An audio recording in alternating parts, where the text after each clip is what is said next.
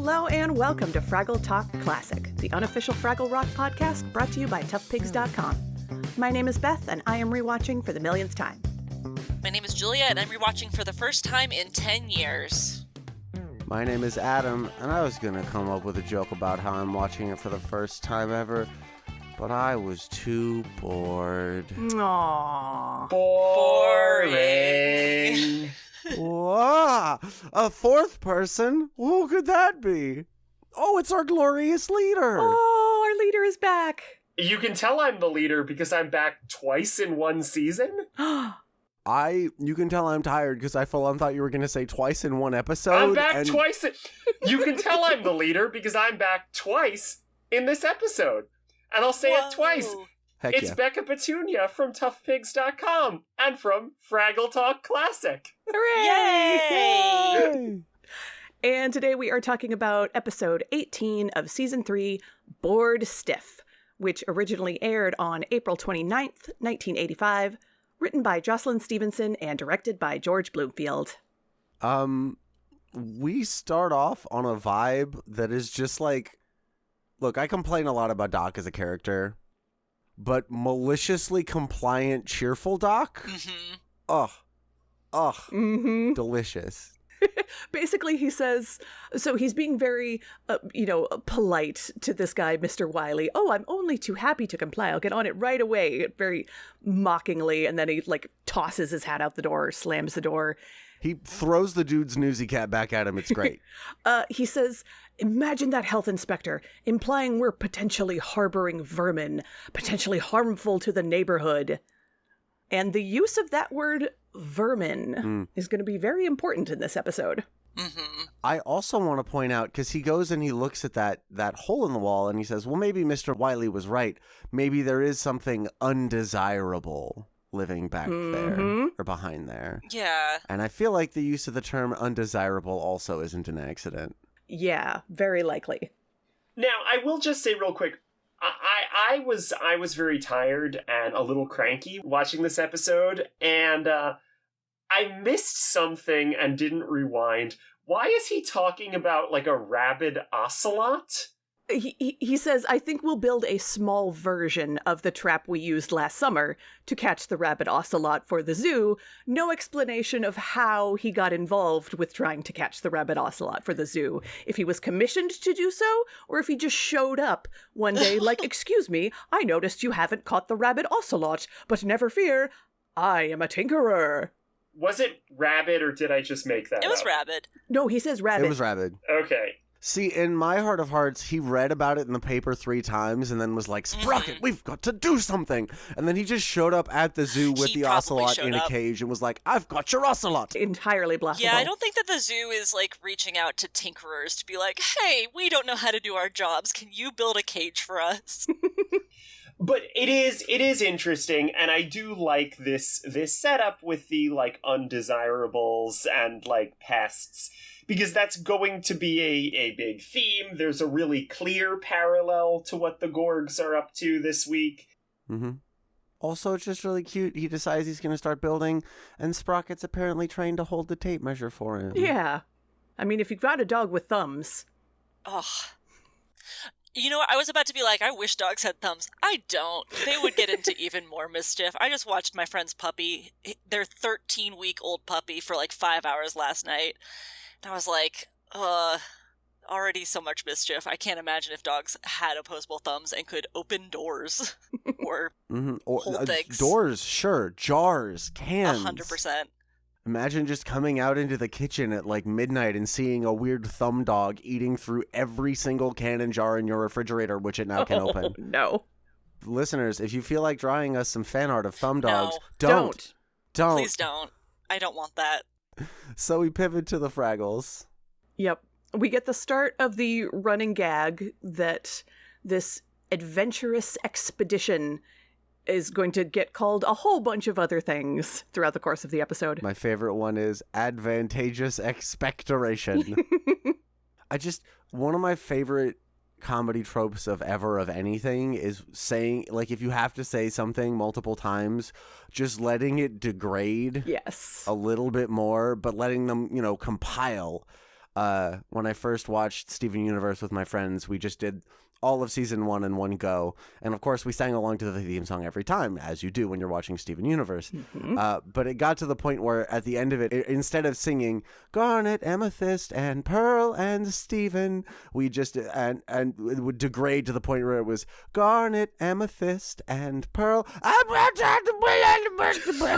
That's a lot of degradation. There's 52 episodes in that season, and we sang along every time. Oh, I appreciate the commitment to the bit. Always. But yeah, we get Red and Boober very sad with a picnic basket, and Moki, they're all sad that the Gorgs are out there by the hole and not moving, so their picnic is ruined. Mm-hmm. Boober has a really good line. He says, "My radish dip will go uneaten. It'll spoil and lose its bouquet." I did make radish dip for one of these Fraggle foodie things, but it's pretty straightforward. That one wasn't very hard. I just found a recipe for radish dip. How was it? Good.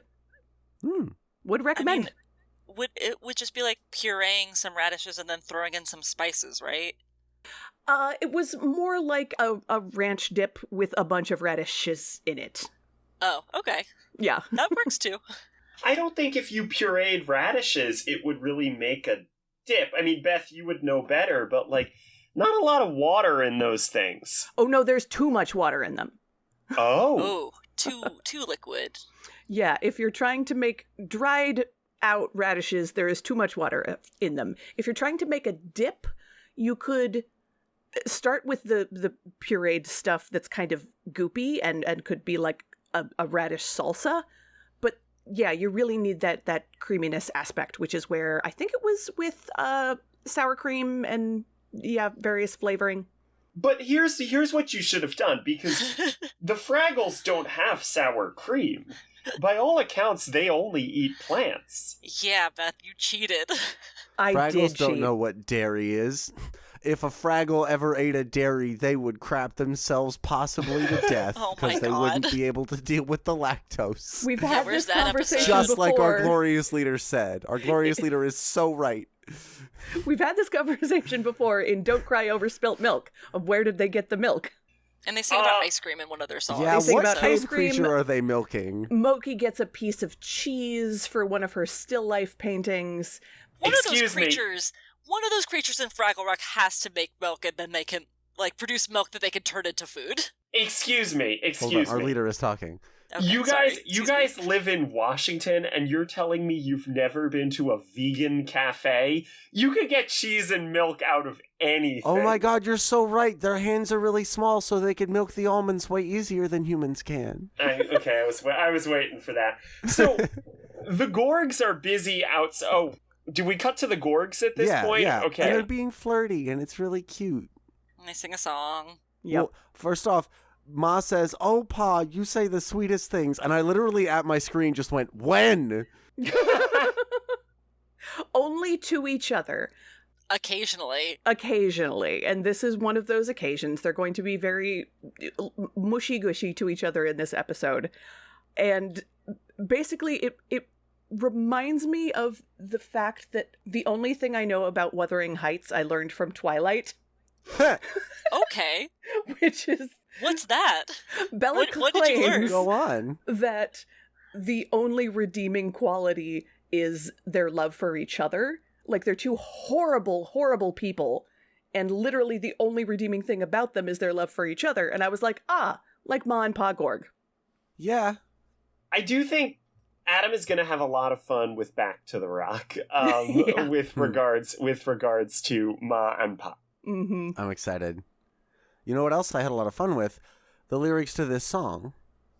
It's weird. They're 3-line stanzas, and it's a line of nonsense, an incredibly sweet and surprisingly complex metaphor, and then the chorus line.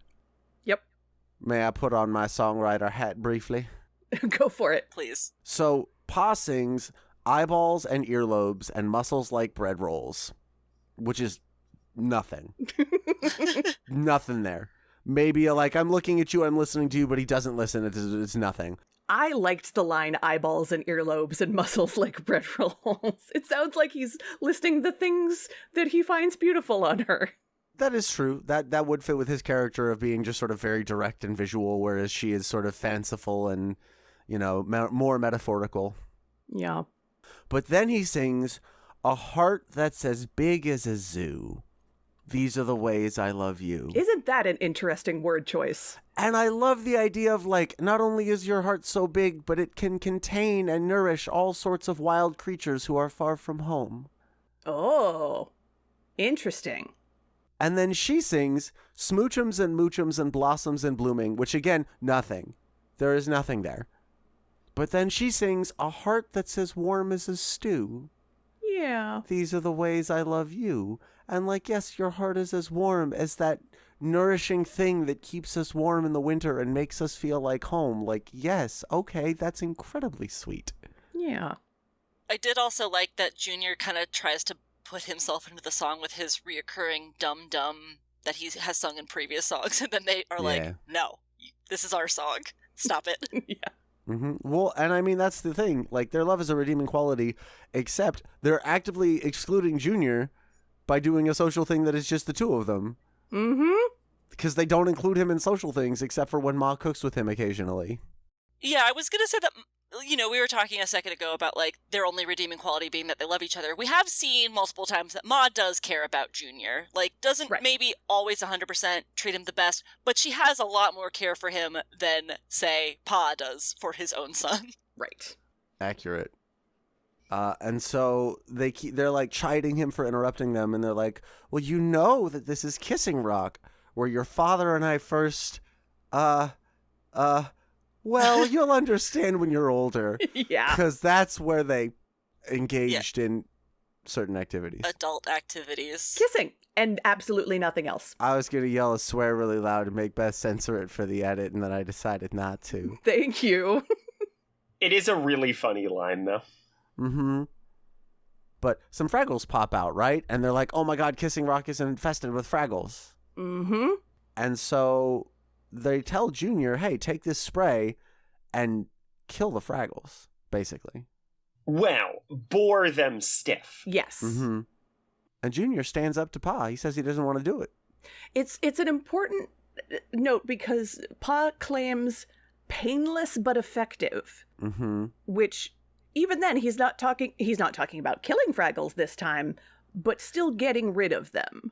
Yeah, but at the same time, we know that they cannot move or do anything, and so there is as we'll learn in a little bit, there is a cure, but I wonder if they were to have been left in that state, if that is a way of killing them, they just become vegetables and they do die, but it is a kid's show, so they're not going to say it like that, but that is the implication.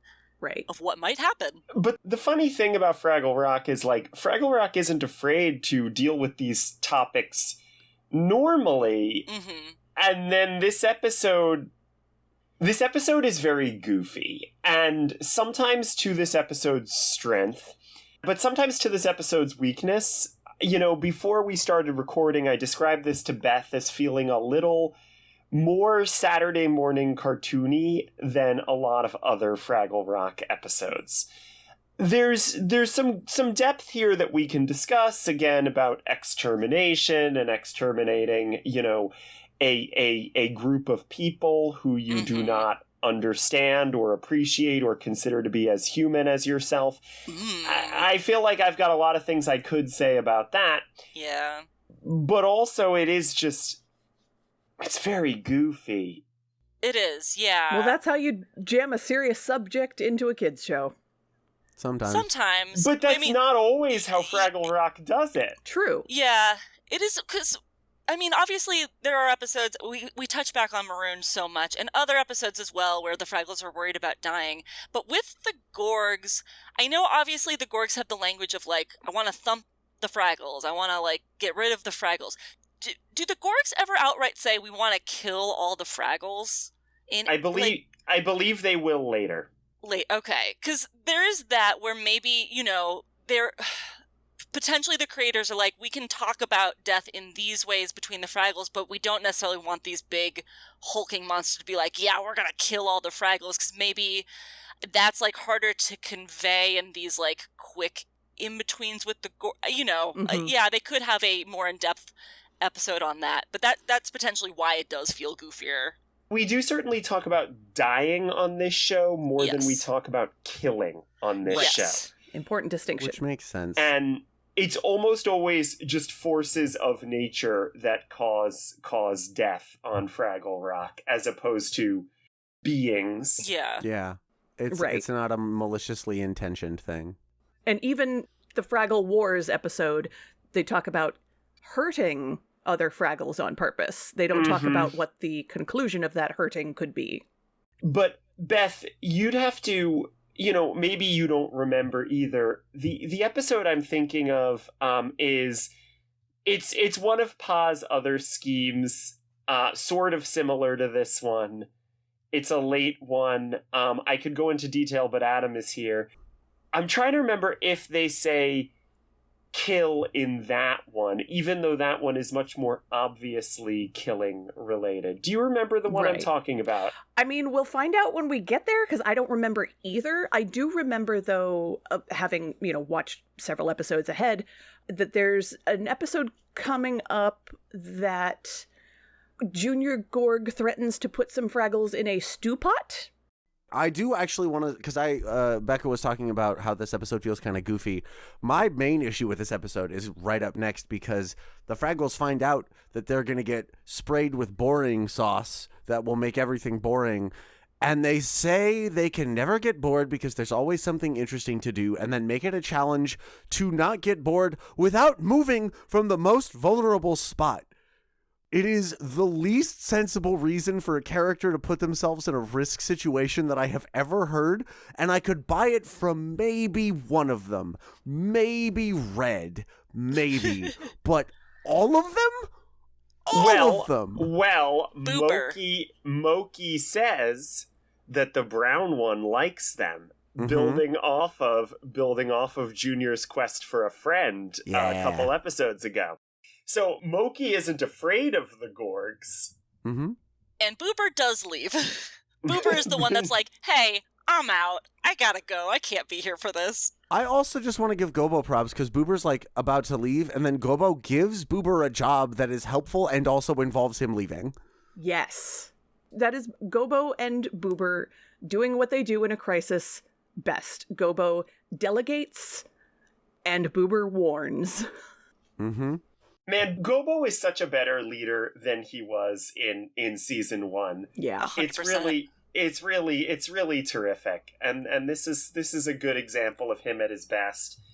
But one of the ways that they challenge each other to be bored is with a Uncle Traveling Matt postcard. Yep. Oh, Red has a great dig. She's like, oh, we're going to need something really boring. Oh, let's do the postcard from Traveling Matt. Mm-hmm. And, this is a bad one. It is a weird one. It's a I nothing like one. the line they land on, but everything up to that point.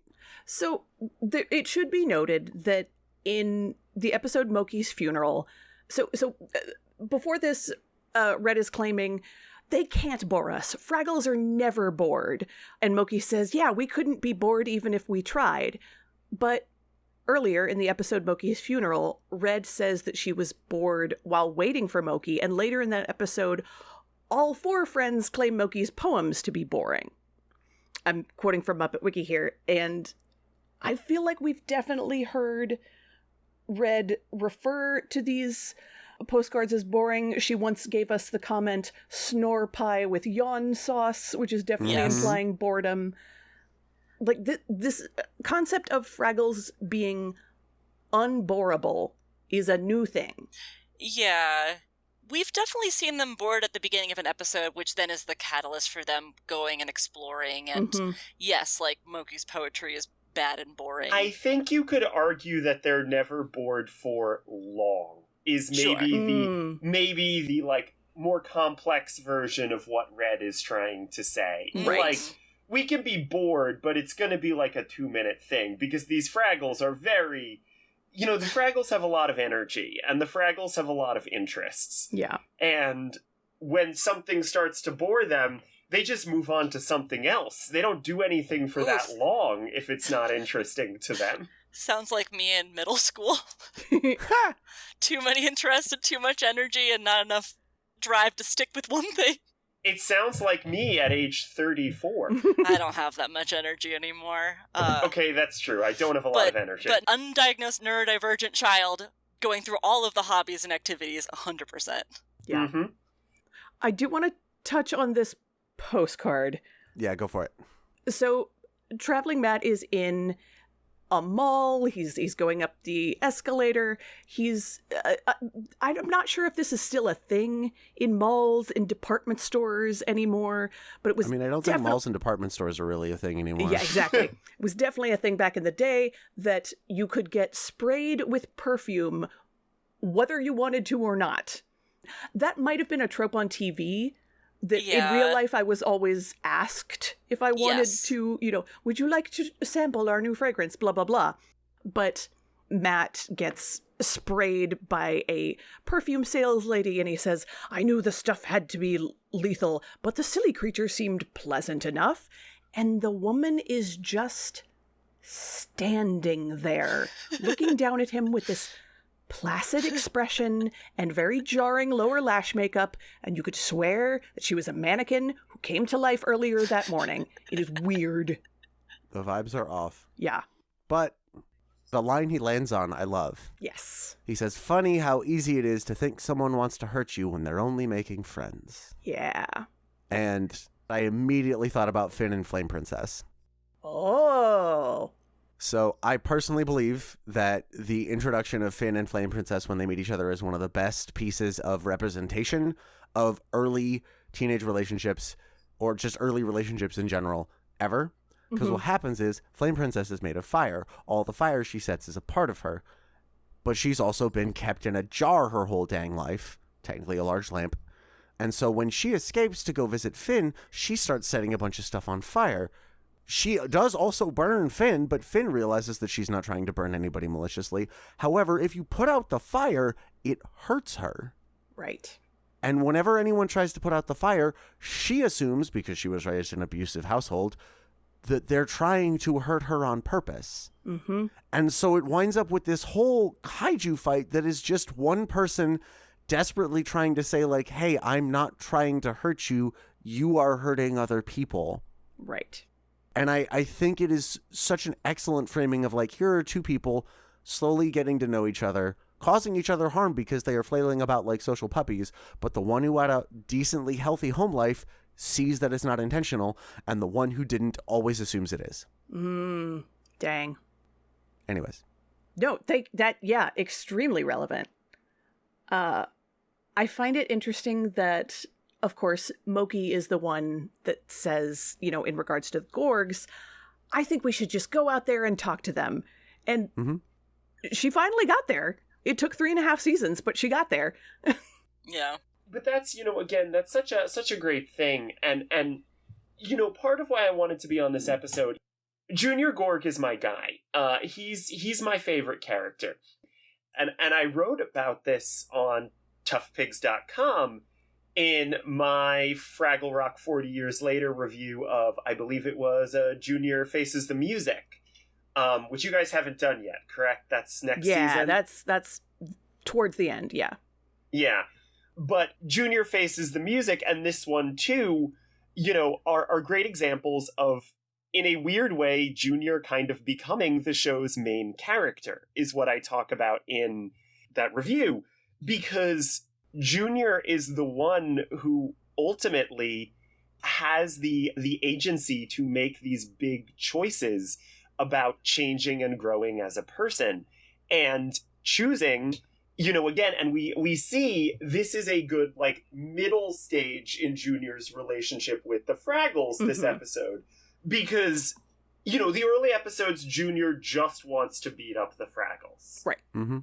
And now he's fully realized that he likes the Fraggles and they are his friends, but he doesn't quite know how to show that friendship in ways other than trying to beat them up. Right. Because, as you mentioned, he has been raised in an abusive household. Mm-hmm. Yes. And in this abusive household, Ma and Pa don't really show love in maybe the right ways to him. And we're going to see Junior continuously make choices through the next, the Gorgs don't show up quite as often moving on. Mm-hmm. I don't think that's really spoilers to say, because they've already started appearing slightly less than they did in season 1, because we're not seeing Marjorie every episode anymore, whereas in season 1 we did. So they're not always leaving the Fraggle hole anymore. But when we do see Junior, it's usually a sign that Junior is going to be making a big choice that has a huge effect on the sort of whole balance of relationships in the series. So it's definitely something to keep an eye out for in the next couple of Junior appearances. Face the Music and The Gorg Who Would Be King. I can just name episodes because they don't tell you anything. That's not spoilers for Adam. I mean, The Gorg Who Would Be King is clearly a play on The Man Who Would Be King, which is a movie with, I want to say, Michael Caine and Sean Connery. I think so, yeah. And Michael Caine would later appear in a Muppet movie that did not have Junior Gorg performer Richard Hunt. Anyway, or Sean Connery. So it didn't. Thank God. No. So the point is, if there's anything that I really like in this episode, it's that. And like you said, Beth, we see Moki changing a little bit here too. Again, because of the one with the friendship quest, which I forget the name of that episode, but we see the effects of that. It feels very directly referencing that when Moki is like, I think the brown one likes us. Yeah. So it's interesting. And Junior is really upset about having to spray the Fraggles. Yeah. And he tries to tell Pa no, and Pa isn't listening. And Junior keeps trying not to in this episode. He stands up to Pa for longer than we've ever seen him stand up to Pa for. Mm-hmm. Uh-huh. Yeah, we got it for the very first time in the Battle of Leaking Roof, and now it's almost like Junior's getting comfortable with it. Like, nope, when he sees a clear right and wrong, he's gonna stand up to Pa. So there's an attempt at communication here that Gobo kind of misses. Actually, no, sorry, we have a quick little bit of the Doc and Sprocket segment, because Doc's got the trap set up, or at least is thinking of setting up the trap, but we see that Sprocket doesn't want him to catch the quote-unquote rats. And I feel like that's also, honestly, this is a sort of, the redeeming parts of this episode are seeing all the different ways that these characters have grown. Yes. Because it feels really clear to me that Sprocket's, like, worried about the Fraggles because he remembered that they helped him. Uh-huh. Yeah. Yeah. And season 1, Sprocket would have really wanted to catch the Fraggles, to prove that he was right. But now he understands that this is bigger than him. Again, it's about understanding the connections. Yeah. And the Fraggles learn a little bit about connections, it feels like, in every episode. But I think it's so interesting and such a sign of the real strength of Fraggle Rock that, again, the characters who we're really seeing the most understand, or growing to understand these connections in this episode, are the two characters who we could call antagonists. It feels weird to call Sprocket an antagonist, but he has an antagonistic relationship to the Fraggles in the early episodes. Mm-hmm. Totally. And, like, we would never call Doc a bad guy, but at this point he's still treating the unknown like vermin when Sprocket knows they're people. Well, but it is true that they're not unknown to Sprocket. Exactly. And that says so much about, again, the idea that when we other groups of people, it's usually when we don't know or understand them. And it really is, it's something I talk about all the time. And in my LGBTQ advocacy, we talk a lot about the strength of people getting to know LGBTQ people and getting to know LGBTQ people as, again, normal people. Mm-hmm. And normal is such a, I don't have to talk to a podcast with you three about the problems with the word normal. But the point is, and this is why it's kind of become a tagline that I use in a lot of the articles that I write and in the merch that we have, in part because, Sesame Street is my thing. but the trans people or queer people of all kinds are just people in your neighborhood. And it's once you realize that it becomes a lot harder to hate. Mm-hmm. Yes. And I think Sprocket has seen that. And we've seen episodes where the Fraggles have helped Sprocket. We haven't done Sprocket's Big Adventure yet, no. But we have seen episodes where the Fraggles have helped Sprocket. And now they are just people in his neighborhood, again, in a different way. Exactly. So how do the Fraggles get sprayed with boredom juice? How does that end up happening? Gobo ends up going out. I don't remember exactly how that transpires, but he goes out into the Gorg's garden, and at that point, Pa, or I don't remember which one of them, but they spray Kissing Rock, which they are, the other three are clumped near the entrance, and so they get sprayed. Mm-hmm. And they do the sequence that we're going to see 3 times, where when someone is sprayed with boredom juice, boredom juice, yeah. They do this, choking sound a little bit, and then they, kind of... It's so hard to do on a non-visual medium, but they, kind of, do this back and forth and get a little straighter, do this whistle, and then fall back, and their eyes glaze over with white, and then they just say, boring, and that's all that they can say. Yeah. I'm sure this clip exists on YouTube or Apple TV if you would like to see what it looks like, but we see it with these 3, we'll later see it with Gobo, and then we'll also see it with, spoiler, Junior as well. Yeah. I just found it so telling that when Gobo comes back and sees that, his 3 friends have been struck by this boredom juice, and he tries to appeal to each one of them to break them out of it. Mm-hmm. He says, Wembley, time for our adventurous expedition. And Wembley says, boring. And he goes, Red, tug-a-tails in the Great Hall. And she says, boring. And to Moki, all he says is, help! Yeah, he just screams. And she says, boring. And that was huge to me. Oh, that, he's appealing to Wembley and Red through fun, but he's appealing to Moki through her compassion and want to help. And even that's right. Not strong enough. Yeah, in my memory, he just screamed at her, which was funnier. But you're right, he is yelling help, because that is Moki's goal, is to help everybody in her way. She's also getting better, but yeah, she is. Yeah. It's also so funny because he is so concerned at this point, and then later when he comes back to get the bowl, when they all go boring, he's like, yeah, I know, and he just keeps walking. Yeah. And it's just he's like, okay, I'm used to this. We're working on it. It's fine. Well, and also by the second point, he knows the cure. You know what I? Right. So he's a little less concerned. Yeah. So it feels a little less concerning. Junior has already helped him. Yeah. So this happens to his friends. He has overheard that there is a cure, right? Or, I don't know if he has, but he goes out and they've also sprayed a flower. Yes. He's heard that there's a cure. Yes. Yeah, because Junior asks Pa what an antidote is, so... Right, yes, that's right. And Gobo sniffs the flower, and he is then struck with boredom. Mm-hmm. And Junior at some point, he has it in his shoe, right? He goes and gets the note from the spray and then puts it in his shoe so he won't lose it or forget it. Yeah. Mm-hmm. And he starts reading the directions out loud, and he has this moment where he reads these buck wild instructions, and then he just goes, makes sense, and then starts looking for a bowl. So here's the thing. I remembered loving this episode, and what I love about this episode is this scene with Junior and this song. Mm-hmm. It's great. I had recorded some of this from the audio from the DVD set of Fraggle Rock when I was in high school, and I used to listen to this all the time. The audio clip of Junior teaching himself the antidote, this song.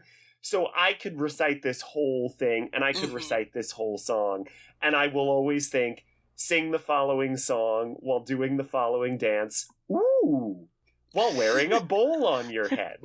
That makes sense. And then he grabs a bowl. He dumps the... he's like, sorry, radishes, as he dumps them on the ground. Yes. And we get this very earworm, catchy song, which I cannot quote. I know there's nudge your nose, touch your toes, whoops, feeling better. Feeling better, yeah. If if your dad is acting mad, sing it both together. Just nudge your nose and touch your toes. Whoops, feeling better. Mm-hmm. If your chum is acting glum, Yeah. man, it's never, never. Nudge your nose and touch your toes. Whoops, feeling better. Yeah, it's a great song. I love this song so much. Junior is so fun. Anytime Junior is dancing is fun, and they It's know great. that. They know that. By now, they sure know that. I also I think this is when he says this, but he's like, I gotta cure this Fraggle. What Pa doesn't know won't hurt me. Yes. Oh, yeah. Oh. Junior. Actively deceive the ruling class, always. But yeah, he does this sequence, and Gobo wakes up, and at this point they have like a conversation, right? Where Yeah. you know, he's like, "Wait, you helped me," and Junior's like, "Well, yeah, you know, He has yet to reveal that the reason he doesn't want the Fraggles to go away is because then he has no one to thump. But Right. you know, we have seen so many steps with the Gorgs and the Fraggles, especially with Gobo and Junior. But this is just another step, kind of in that right direction. You know, we get 2 steps forward, then at the episode 1 step back at the very end. So yeah, they come up with a plan together to get them to stop using the boredom juice, the parents. Yeah. I find it really telling that Gobo says, why don't you just teach me that song and dance so I can go in there and unbore my friends? And Junior says, no, even if you did that, my daddy would just try something else.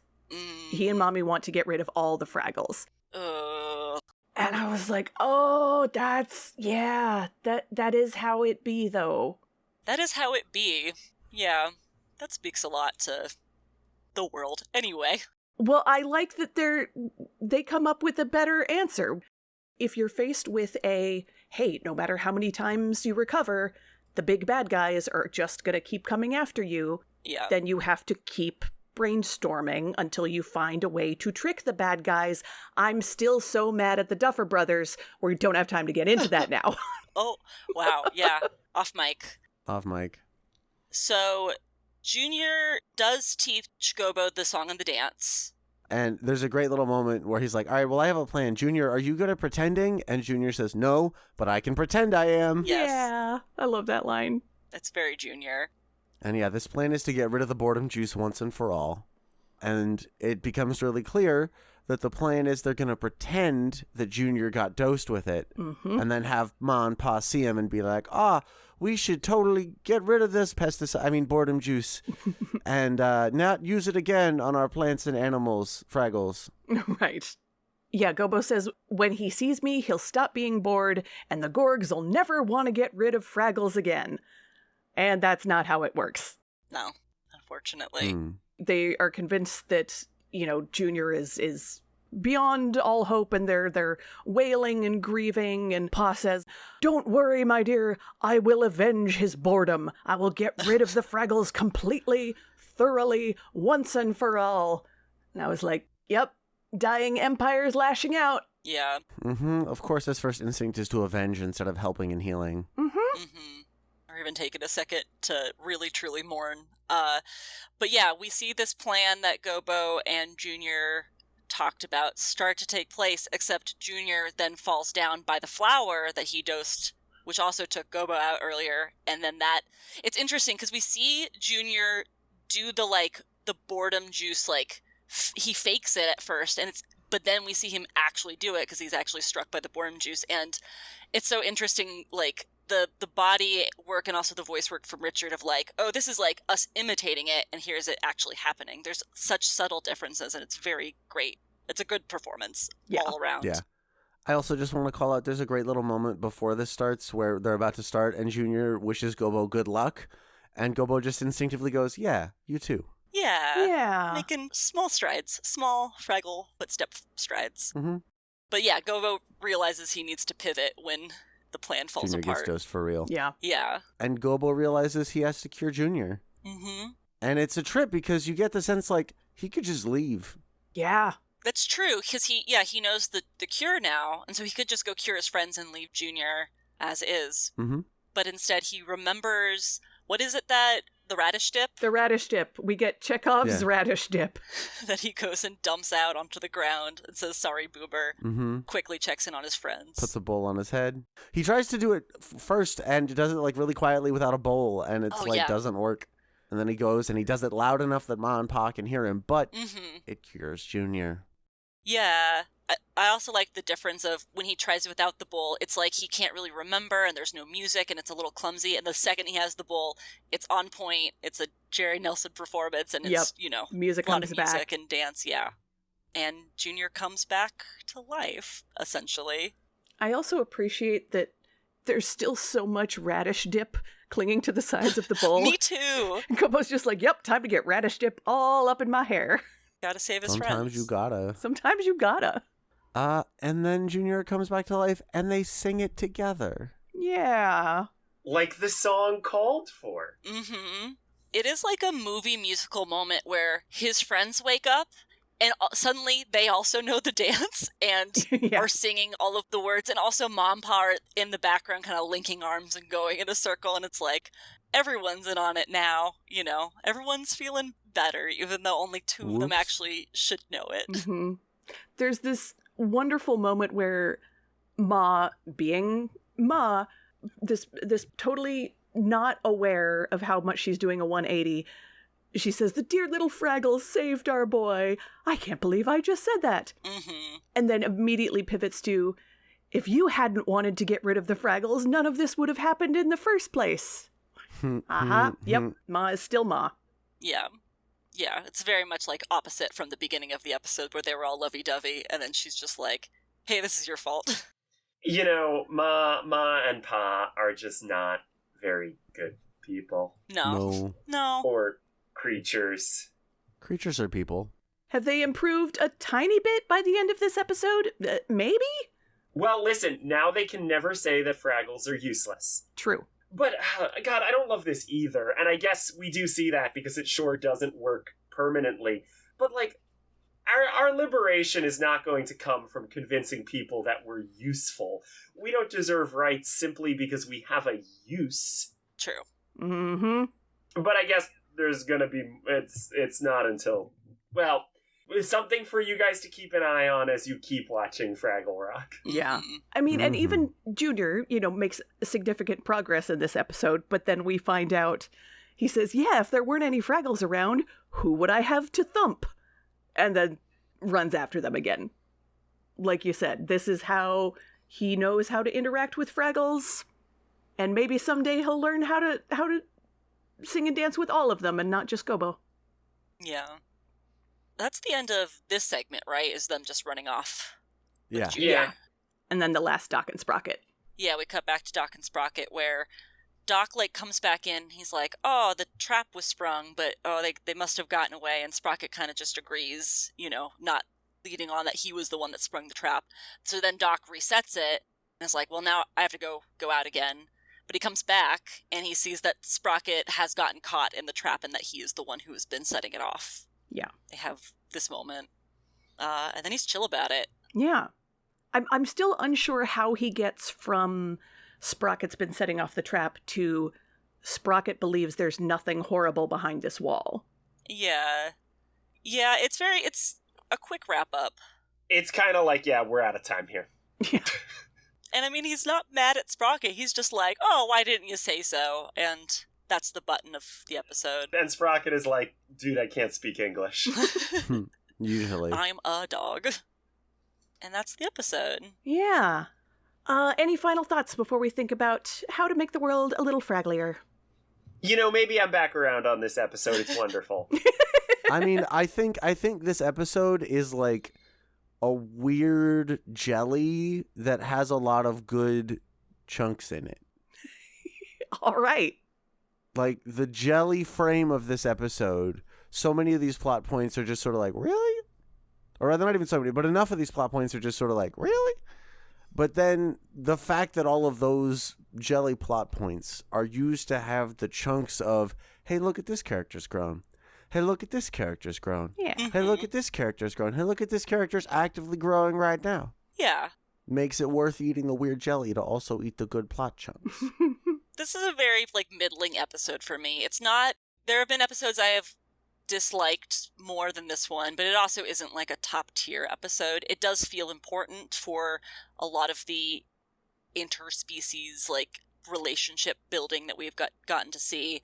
But is this episode going to stick with me? That song definitely will, because again, I watched this episode 3 times for all the times we've tried to record this episode. Feeling Better is definitely, when we do the wrap-up of this season, is going to be up there for songs I remember.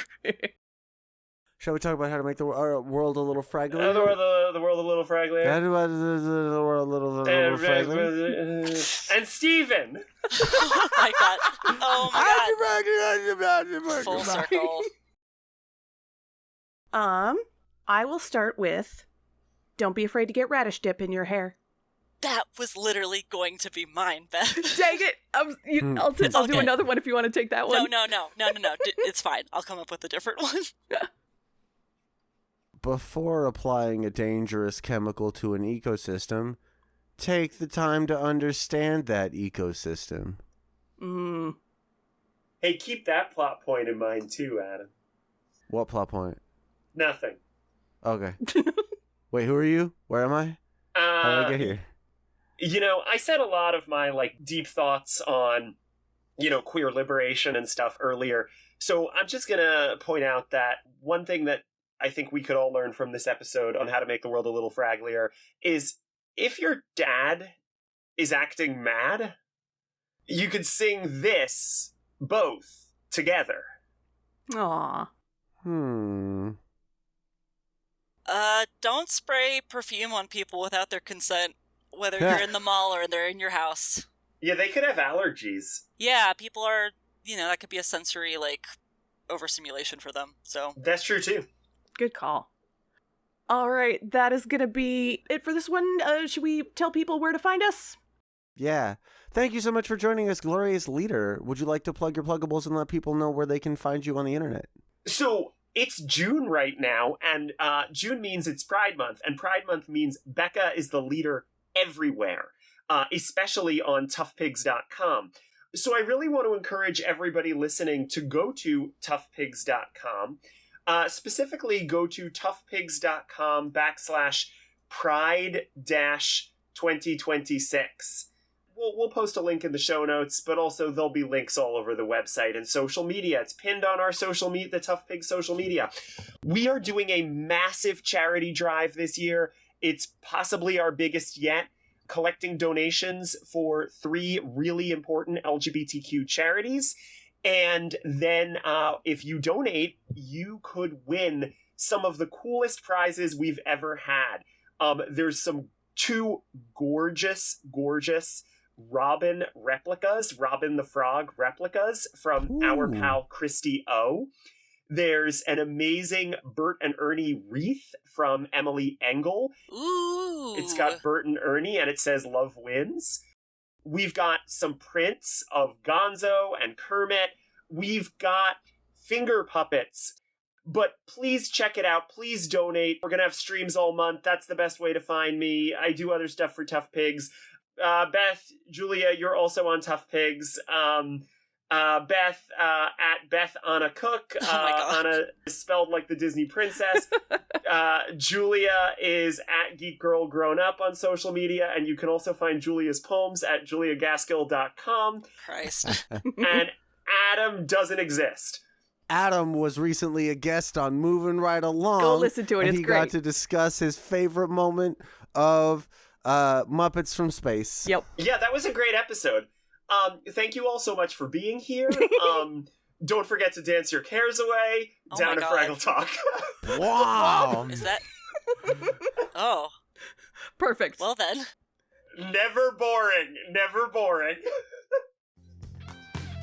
Fraggle Talk Classic is brought to you by toughpigs.com. Fraggle Talk art by Dave Hulteen Jr. The Fraggle Rock mark and logo, characters, and elements are trademarks of the Jim Henson Company. All rights reserved. Fraggle Rock theme song, written by Philip Balsam and Dennis Lee, is used with permission. Special thanks to the Jim Henson Company and the entire Fraggle Rock family. For more from Tough Pigs, follow us on Instagram, Blue Sky, and Facebook, and make sure to check out our Discord server, TeePublic merch store, and Patreon. Fraggle Talk Classic is produced and edited by me, Beth Cook. Thank you to Joe Hennis, the Tough Pigs Muppet Fan Podcast executive producer. Thanks for listening, and we'll see you next time. down at Fraggle Talk.